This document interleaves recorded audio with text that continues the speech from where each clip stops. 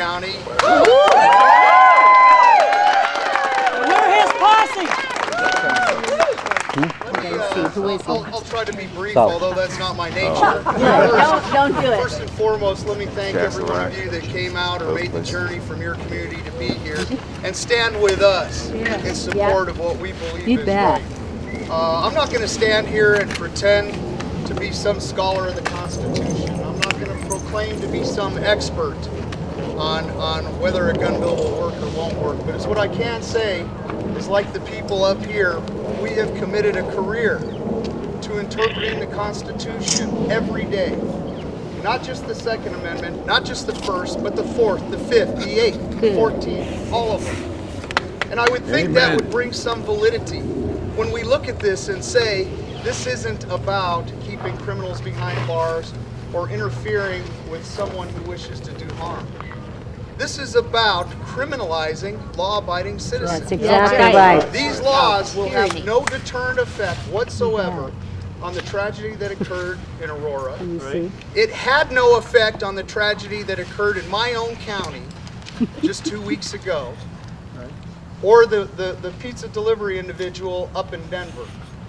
Thank you for mentioning This is an infringement on our rights as law-abiding citizens, and I would be remiss if I did not say the Constitution and the government did not grant us the Second Amendment. Right. Yeah. We had those rights long before this country was even formed as humans.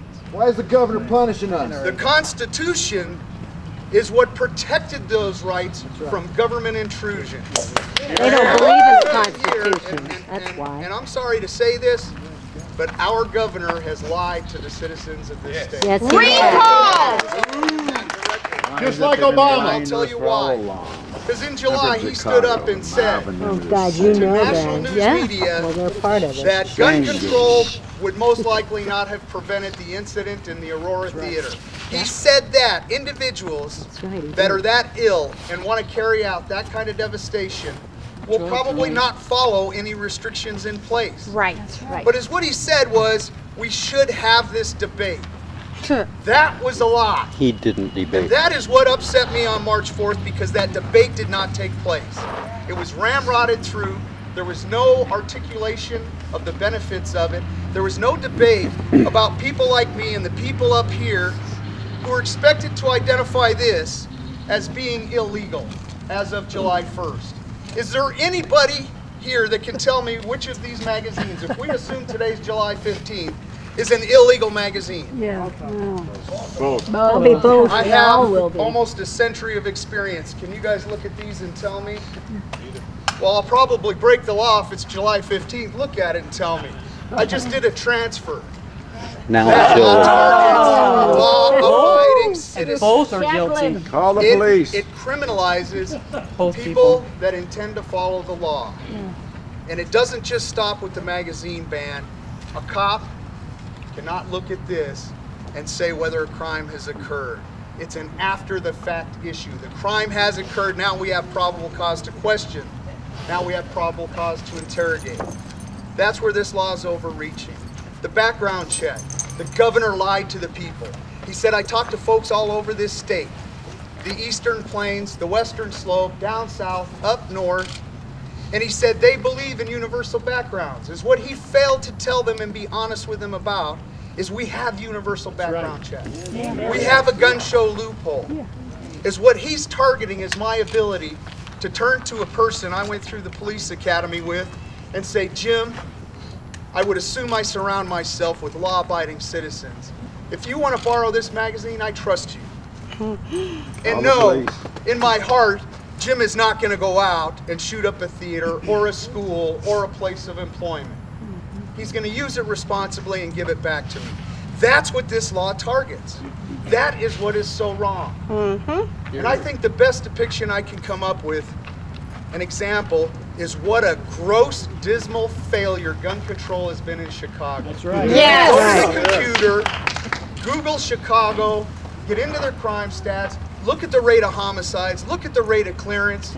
It tells me something. The citizens don't have confidence in the police to protect them, and that's why they can't solve their crimes. They got a 30% clearance rate on homicides.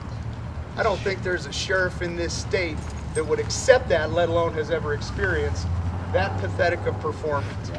But I've seen it around the world, and the reason it exists is because citizens do not believe government can protect them. Therefore, they don't step out and identify those that are committing homicides and murders in their communities. You will not hear President Obama stand up today and say, Chicago is a great example of where these kind of measures work, because he's embarrassed by it. He knows it's a failure. Every study out of the Department of Justice has shown these restrictions are a failure.